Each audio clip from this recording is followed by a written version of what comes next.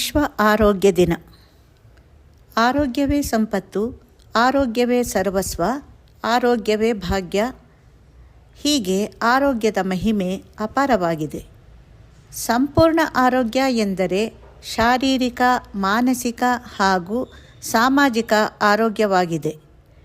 ಶಾರೀರಿಕ, ಮಾನಸಿಕ ಮತ್ತು ಸಾಮಾಜಿಕವಾಗಿ ಸುಸ್ಥಿತಿಯಲ್ಲಿ ಇರುವುದೇ ನಿಜವಾದ ಆರೋಗ್ಯ. ಈ ವರ್ಷ 2026ರ ವಿಶ್ವ ಆರೋಗ್ಯ ದಿನದ ಧ್ಯೇಯ ಆರೋಗ್ಯಕ್ಕಾಗಿ ಒಟ್ಟಾಗಿ ವಿಜ್ಞಾನದ ಹಾದಿಯಲ್ಲಿ ನಡೆಯೋಣ ಎಂಬುದಾಗಿದೆ. ಈ ವಿಷಯದ ಅಡಿಯಲ್ಲಿ ವರ್ಷದ ಆಚರಣೆಯು ಜನರು, ಪ್ರಾಣಿಗಳು, ಸಸ್ಯಗಳು ಮತ್ತು ಗ್ರಹದ ಆರೋಗ್ಯವನ್ನು ರಕ್ಷಿಸಲು ವೈಜ್ಞಾನಿಕ ಸಹಯೋಗ ಶಕ್ತಿಯನ್ನು ಆಚರಿಸುವ ಅಂಗವಾಗಿ ಒಂದು ವರ್ಷವಿಡೀ ಅಭಿಯಾನವನ್ನು ಪ್ರಾರಂಭಿಸುತ್ತದೆ. ಇದರಲ್ಲಿ ವೈಜ್ಞಾನಿಕ ಸಾಧನೆಗಳು ಮತ್ತು ಒಂದು ಆರೋಗ್ಯ ವಿಧಾನದ ಮೇಲೆ ಬಲವಾದ ಗಮನದ ಮೂಲಕ ಪುರಾವೆಗಳನ್ನು ಕಾರ್ಯರೂಪಕ್ಕೆ ತರಲು ಅಗತ್ಯವಿರುವ ಬಹುಪಕ್ಷೀಯ ಸಹಕಾರ ಎರಡನ್ನೂ ಎತ್ತಿ ತೋರಿಸುತ್ತದೆ. 2026ರ ಅಭಿಯಾನವನ್ನು 2 ಪ್ರಮುಖ ಜಾಗತಿಕ ಕ್ಷಣಗಳು ಬೆಂಬಲಿಸುತ್ತಿವೆ. ವಿಶ್ವ ಆರೋಗ್ಯ ಸಂಸ್ಥೆ ಮತ್ತು ಫ್ರಾನ್ಸ್ ಸರ್ಕಾರವು ಫ್ರೆಂಚ್ G7ರ ಅಧ್ಯಕ್ಷತೆಯಲ್ಲಿ ಆಯೋಜಿಸಿರುವ ಅಂತಾರಾಷ್ಟ್ರೀಯ ಆರೋಗ್ಯ ಶೃಂಗಸಭೆ ಏಪ್ರಿಲ್ 7 ಮತ್ತು 80ಕ್ಕೂ ಹೆಚ್ಚು ದೇಶಗಳಿಂದ ಸುಮಾರು 800 ವೈಜ್ಞಾನಿಕ ಸಂಸ್ಥೆಗಳನ್ನು ಒಟ್ಟುಗೂಡಿಸುವ ವಿಶ್ವ ಆರೋಗ್ಯ ಸಂಸ್ಥೆ ಸಹಯೋಗ ಕೇಂದ್ರಗಳ ಉದ್ಘಾಟನಾ ಜಾಗತಿಕ ವೇದಿಕೆ ಏಪ್ರಿಲ್ 7ರಿಂದ 9. ಒಟ್ಟಾಗಿ ಈ ಕಾರ್ಯಕ್ರಮಗಳು ವಿಶ್ವಸಂಸ್ಥೆಯ ಸುತ್ತಲೂ ನಡೆದ ಅತಿ ದೊಡ್ಡ ವೈಜ್ಞಾನಿಕ ಜಾಲವನ್ನು ರೂಪಿಸುತ್ತವೆ.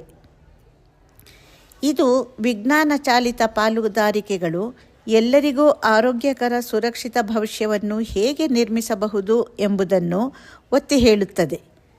ವಿಶ್ವ ಆರೋಗ್ಯ ದಿನವನ್ನು ಪ್ರತಿ ವರ್ಷ ಏಪ್ರಿಲ್ 7ರಂದು ಆಚರಿಸಲಾಗುತ್ತದೆ. ವಿಶ್ವ ಆರೋಗ್ಯ ಸಂಸ್ಥೆ ಮತ್ತು ಇತರೆ ಸಂಬಂಧಿಸಿದ ಸಂಸ್ಥೆಗಳ ಪ್ರಾಯೋಜಕತ್ವದಲ್ಲಿ ಈ ದಿನವನ್ನು ಜಾಗತಿಕ ಆರೋಗ್ಯ ಜಾಗೃತಿ ದಿನವನ್ನಾಗಿ ಆಚರಿಸಲಾಗುತ್ತದೆ. 1948ರಲ್ಲಿ ಮೊದಲ ವಿಶ್ವ ಆರೋಗ್ಯ ಸಂಸ್ಥೆಯು ವಿಶ್ವ ಆರೋಗ್ಯ ಸಭೆಯನ್ನು ನಡೆಸಿತು. ಜುಲೈ 22, 1949ರಂದು ಮೊದಲ ವಿಶ್ವ ಆರೋಗ್ಯ ದಿನವನ್ನು ಆಚರಿಸಲಾಯಿತು. ಯುವಕರು ಮತ್ತು ವಿದ್ಯಾರ್ಥಿಗಳ ಭಾಗವಹಿಸುವಿಕೆಯನ್ನು ಹೆಚ್ಚಿಸುವ ಉದ್ದೇಶದಿಂದ ದಿನಾಂಕವನ್ನು 7ನೇ ಏಪ್ರಿಲ್ಗೆ ಬದಲಾಯಿಸಲಾಯಿತು. 1950ರಿಂದ ಜಾರಿಗೆ ಬರುವಂತೆ ಪ್ರತಿ ವರ್ಷ ಏಪ್ರಿಲ್ 7ರಂದು ವಿಶ್ವ ಆರೋಗ್ಯ ದಿನವನ್ನಾಗಿ ಆಚರಿಸಲು ಸಭೆಯು ನಿರ್ಧರಿಸಿತು. ವಿಶ್ವ ಆರೋಗ್ಯ ಸಂಸ್ಥೆ ಸ್ಥಾಪನೆಯನ್ನು ಗುರುತಿಸಲು ಮತ್ತು ಪ್ರತಿ ವರ್ಷ ಜಾಗತಿಕ ಆರೋಗ್ಯಕ್ಕೆ ಪ್ರಾಮುಖ್ಯತೆಯನ್ನು ನೀಡಲು ಹಾಗೂ ವಿಶ್ವಾದ್ಯಂತ ಗಮನ ಸೆಳೆಯಲು ಈ ದಿನವನ್ನು ಸಂಸ್ಥೆಯು ಒಂದು ಅವಕಾಶವನ್ನಾಗಿ ಪರಿಗಣಿಸುತ್ತದೆ. ಒಂದು ನಿರ್ದಿಷ್ಟ ವಿಷಯಕ್ಕೆ ಸಂಬಂಧಿಸಿದ ಅಂತಾರಾಷ್ಟ್ರೀಯ, ರಾಷ್ಟ್ರೀಯ, ಪ್ರಾದೇಶಿಕ ಮತ್ತು ಸ್ಥಳೀಯ ಕಾರ್ಯಕ್ರಮಗಳನ್ನು ಈ ದಿನವೇ ಆಯೋಜಿಸಲಾಗುತ್ತದೆ. ವಿಶ್ವ ಆರೋಗ್ಯ ದಿನವನ್ನು ವಿವಿಧ ಸರ್ಕಾರಗಳು ಮತ್ತು ಸಾರ್ವಜನಿಕ ಆರೋಗ್ಯ ಕಾರ್ಯಕ್ರಮಗಳಲ್ಲಿ ಆಸಕ್ತಿ ಹೊಂದಿರುವ ಸರ್ಕಾರೇತರ ಸಂಸ್ಥೆಗಳು ಆಚರಿಸುತ್ತವೆ. ಆಯೋಜಿಸಿದ ಕಾರ್ಯಕ್ರಮಗಳ ವರದಿಯನ್ನು ಗ್ಲೋಬಲ್ ಹೆಲ್ತ್ ಕೌನ್ಸಿಲ್ ಪ್ರಸಾರ ಮಾಡುತ್ತದೆ. ಅಭಿಯಾನದ ಗುರಿಗಳು. ಈ ಅಭಿಯಾನವು ಸರ್ಕಾರಗಳು, ವಿಜ್ಞಾನಗಳು, ಆರೋಗ್ಯ ಕಾರ್ಯಕರ್ತರು, ಪಾಲುದಾರರು ಮತ್ತು ಸಾರ್ವಜನಿಕರಿಗೆ ಈ ಕೆಳಗಿನ ಅಂಶಗಳನ್ನು ತಿಳಿಸುತ್ತದೆ. ಆರೋಗ್ಯವನ್ನು ರಕ್ಷಿಸಲು ಪುರಾವೆಗಳು, ಸತ್ಯಗಳು ಮುಂತಾದ ವಿಜ್ಞಾನ ಆಧಾರಿತ ಮಾರ್ಗದರ್ಶನದೊಂದಿಗೆ ತೊಡಗಿಸಿಕೊಳ್ಳುವ ಮೂಲಕ ವಿಜ್ಞಾನದೊಂದಿಗೆ ನಿಲ್ಲುವುದು, ವಿಜ್ಞಾನ ಮತ್ತು ಸಾರ್ವಜನಿಕ ಆರೋಗ್ಯದಲ್ಲಿ ವಿಶ್ವಾಸವನ್ನು ಪುನರ್ನಿರ್ಮಿಸುವುದು ಮತ್ತು ಆರೋಗ್ಯಕರ ಭವಿಷ್ಯಕ್ಕಾಗಿ ವಿಜ್ಞಾನ ನೇತೃತ್ವದ ಪರಿಹಾರಗಳನ್ನು ಬೆಂಬಲಿಸುವುದು. ವಿಶ್ವ ಆರೋಗ್ಯ ದಿನವು ವಿಶ್ವ ಕ್ಷಯರೋಗ ದಿನ, ವಿಶ್ವ ರೋಗ ನಿರೋಧಕ ವಾರ, ವಿಶ್ವ ಮಲೇರಿಯಾ ದಿನ, ವಿಶ್ವ ತಂಬಾಕು ರಹಿತ ದಿನ, ವಿಶ್ವ ಏಡ್ಸ್ ದಿನ, ವಿಶ್ವ ರಕ್ತದಾನಿಗಳ ದಿನ, ವಿಶ್ವ ಚಾಗಸ್ ರೋಗ ದಿನ, ವಿಶ್ವ ರೋಗಿ ಸುರಕ್ಷತಾ ದಿನ, ವಿಶ್ವ ಆಂಟಿ ಮೈಕ್ರೋಬಿಯಲ್ ಜಾಗೃತಿ ದಿನ, ವಿಶ್ವ ಹೆಪಟೈಟಿಸ್ ದಿನ ಈ 11ರಲ್ಲಿ ಒಂದಾಗಿದೆ. ಈ ದಿನಕ್ಕೆ ಸಂಬಂಧಿಸಿದ ಪ್ರಸಿದ್ಧ ಆರೋಗ್ಯ ಸೂಕ್ತಿಗಳು. 1. ನಿಜವಾದ ಮೌನವು ಮನಸ್ಸಿನ ವಿಶ್ರಾಂತಿಯಾಗಿದೆ. ಆತ್ಮಕ್ಕೆ ನಿದ್ರೆ ಎಂದರೆ ದೇಹದ ಪೋಷಣೆ ಮತ್ತು ಉಲ್ಲಾಸವಾಗಿದೆ.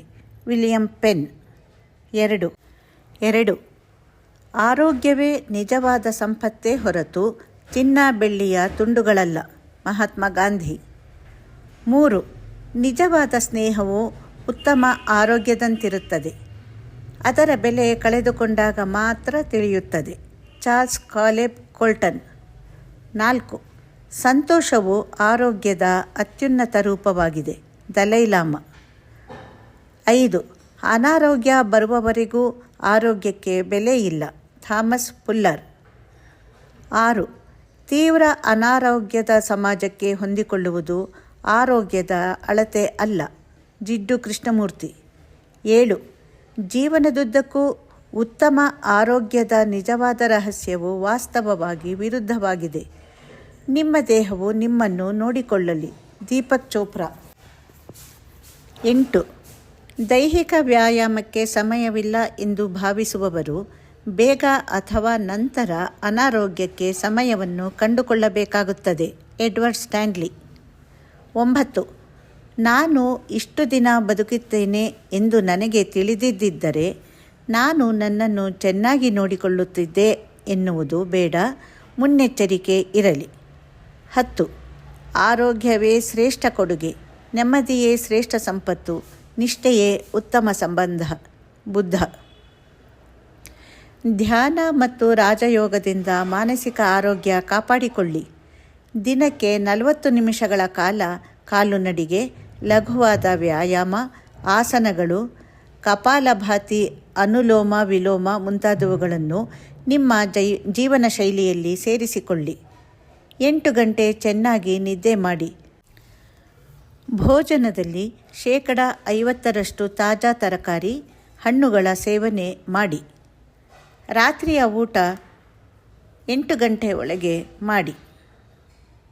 ಸಕ್ಕರೆ, ಮೈದಾ, ಪ್ಯಾಕ್ ಮಾಡಲಾದ ಆಹಾರ, ಮಾದಕ ಪದಾರ್ಥ ಮತ್ತು ಪಾನೀಯ, ಮಾಂಸಾಹಾರದ ಸೇವನೆ ಬೇಡ. ಹೆಚ್ಚು ನೀರು ಅಥವಾ ದ್ರವ ಪದಾರ್ಥಗಳನ್ನು ಸೇವಿಸಿ.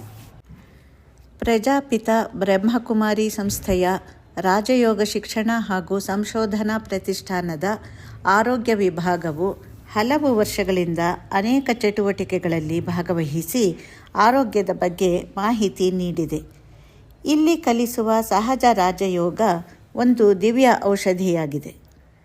ರಾಜಯೋಗದಿಂದಾಗುವ ಆರೋಗ್ಯದ ಲಾಭಗಳು. 1. ಯೋಗಾವಸ್ಥೆಯಲ್ಲಿ ಶ್ವಾಸೋಚ್ಛ್ವಾಸ ನಿಧಾನವಾಗಿ ನಡೆಯುವುದರಿಂದ ಯೋಗಿಯು ವಿಶ್ರಾಂತಿ ಹಾಗೂ ನೆಮ್ಮದಿಯ ಅನುಭವ ಪಡೆಯುವನು. 2. ಯೋಗಾವಸ್ಥೆಯಲ್ಲಿ ಹೃದಯದಲ್ಲಿ ರಕ್ತ ಸಂಚಾರ ನಿಯಮಿತವಾಗಿ ನಿರ್ದಿಷ್ಟವಾಗಿ ಕಡಿಮೆಯಾಗುವುದರಿಂದ ಹೃದಯಕ್ಕೆ ಸಾಕಷ್ಟು ವಿಶ್ರಾಂತಿ ದೊರೆಯುತ್ತದೆ. 3.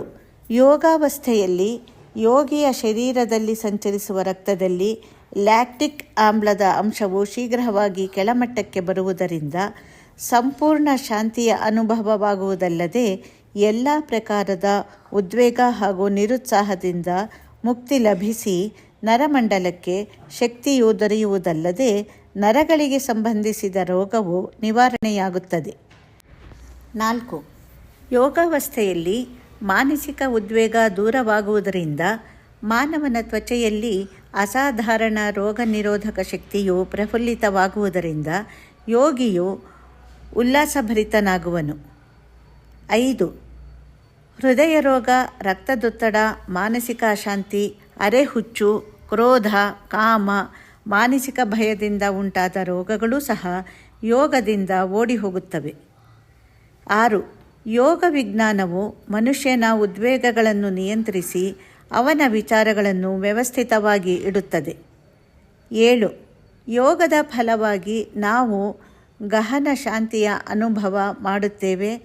ಆಗ ಕೋರ್ಟಿಕೋಸ್ಟೆರಾಯಿ ಗ್ರಂಥಿಯ ಅಂತಃಸ್ರಾವದ ಪ್ರಮಾಣ ಕಡಿಮೆಯಾಗಿ ಆರೋಗ್ಯಕ್ಕೆ ಅತ್ಯಂತ ಸಹಕಾರಿಯಾಗುತ್ತದೆ. ಇದು ನಮಗೆ ಪೆಪ್ಟಿಕ್ ಅಲ್ಸರ್, ರಕ್ತದೊತ್ತಡ, ಮಧುಮೇಹದಂತಹ ರೋಗಗಳಿಂದ ದೂರವಿಡುತ್ತದೆ. ಅಲ್ಲದೆ ರೋಗ ಪ್ರತಿರೋಧಕ ಶಕ್ತಿ ಹೆಚ್ಚುತ್ತದೆ. 8. ವೈಜ್ಞಾನಿಕವಾಗಿ ಹೇಳುವುದಾದರೆ ಯೋಗಿಯು ಏಕರಸ ಮತ್ತು ಅಂತರ್ಮುಖಿ, ಸದಾ ಸುಖಿ ಹಾಗೂ ಹರ್ಷಿತಮುಖಿ ಆಗಿರುವುದರಿಂದ ಅವನ ಮಾನಸಿಕ ಹಾಗೂ ಶಾರೀರಿಕ ಕ್ರಿಯೆಗಳಲ್ಲಿ ಅಸಾಧಾರಣ ಬದಲಾವಣೆಗಳಾಗಿ ನಿರೋಗಿ ದೀರ್ಘಾಯುವಾಗಿ ತೃಪ್ತಿಮಯ ಜೀವನವನ್ನು ನಡೆಸುವನು. 9. ದುಃಖ, ರೋಗ, ಅಧೈರ್ಯ, ಕಾಮ, ಕ್ರೋಧ, ಲೋಭ, ಮೋಹ, ಅಹಂಕಾರಗಳಾದ ಎಲ್ಲ ಮನೋರೋಗಗಳನ್ನು ಶಾಶ್ವತವಾಗಿ ನಿರ್ಮೂಲನೆ ಮಾಡಿ ಶುದ್ಧ ಸಂಕಲ್ಪದಿಂದ ಸದಾ ಇರಲು ಅತಿ ಸುಲಭವಾದ ಏಕೈಕ ಮಾರ್ಗವೇ ಸಹಜ ರಾಜಯೋಗವಾಗಿದೆ. 10. ಯೋಗದಿಂದ ಯೋಗಿಯು ಅತಿ ನಿದ್ದೆ, ಆಲಸ್ಯ, ಭಯ, ವ್ಯಕ್ತಿದ್ವೇಷ, ಜಾತಿ, ಮತ, ಲಿಂಗಭೇದ, ವಯೋಭೇದಗಳನ್ನು ನಿರ್ಮೂಲನೆ ಮಾಡಿ ಪ್ರೇಮ, ದಯೆ, ಕರುಣೆ, ಪವಿತ್ರತೆಯಿಂದ ಕೂಡಿದ ಕಮಲ ಪುಷ್ಪದಂತೆ ಅನಾಸಕ್ತನಾಗಿ ಇರಬಲ್ಲನು. 11. ರಾಜಯೋಗ, ಯೋಗ ನಡಿಗೆ, ಆಹಾರ ಪದ್ಧತಿ, ಜೀವನ ಶೈಲಿ ಮುಂತಾದ ತರಬೇತಿಗಳಿಂದ ಅನೇಕ ಹೃದಯ ಸಂಬಂಧಿ ಕಾಯಿಲೆಗಳು ಸಹ ದೂರವಾಗಿ ದೀರ್ಘಾಯಸ್ಸು ಪಡೆದು ಅನೇಕರು ಸುಖಿ ಜೀವನ ನಡೆಸುತ್ತಿದ್ದಾರೆ. ತಾವು ಇಂದೇ ನಿಮ್ಮ ಹತ್ತಿರದ ಈಶ್ವರೀಯ ವಿದ್ಯಾಲಯ ಸೇವಾ ಕೇಂದ್ರಕ್ಕೆ ಭೇಟಿ ನೀಡಿ ಜನ್ಮಾಂತರದವರೆಗೆ ಸಂಪೂರ್ಣ ಸುಖ, ಶಾಂತಿ, ಆನಂದ, ಆರೋಗ್ಯಯುತ ಜೀವನ ಪಡೆದುಕೊಳ್ಳಿ. ಅನೇಕ ವೈರಸ್ಗಳು, ಇನ್ನೂ ಅನೇಕ ಕಠಿಣ ಕಾಯಿಲೆಗಳ ಕಠಿಣ ಸಮಯದಲ್ಲಿ ಭವರೋಗ ವೈದ್ಯನಾದ ಶಿವ ಪರಮಾತ್ಮನ ರಕ್ಷಣೆ ಬಹಳ ಅವಶ್ಯಕವಾಗಿದೆ. ಅದರಿಂದ ಸರ್ವರ ರಕ್ಷಕ, ಆತ್ಮಿಕ ಸರ್ಜನ್, ಕರುಣಾಮಯಿ, ದಯಾಸಾಗರನಾದ ಪರಮಾತ್ಮನ ಕೃಪೆಯು ನಮ್ಮ ಮೇಲೆ ಸದಾ ಇರಲಿ ಹಾಗೂ ಆರೋಗ್ಯದ ಭಾಗ್ಯ ದೊರೆಯಲಿ ಎಂದು ಎಲ್ಲರೂ ಪ್ರಾರ್ಥನೆ ಮಾಡೋಣ. ಓಂ ಸರ್ವೇ ಭವಂತು ಸುಖಿನಃ, ಸರ್ವೇ ಸಂತು ನಿರಾಮಯಾಃ, ಸರ್ವೇ ಭದ್ರಾಣಿ ಪಶ್ಯಂತು, ಮಾ ಕಶ್ಚಿತ್ ದುಃಖ ಭಾಗ್ಯವೇತ್. ಓಂ ಶಾಂತಿ ಶಾಂತಿ ಶಾಂತಿಃ. ಇತಿ ವಿಶ್ವಾಸ ಸೋಹೋನಿ ಬ್ರಹ್ಮಕುಮಾರೀಸ್ ಮೀಡಿಯಾ ವಿಂಗ್.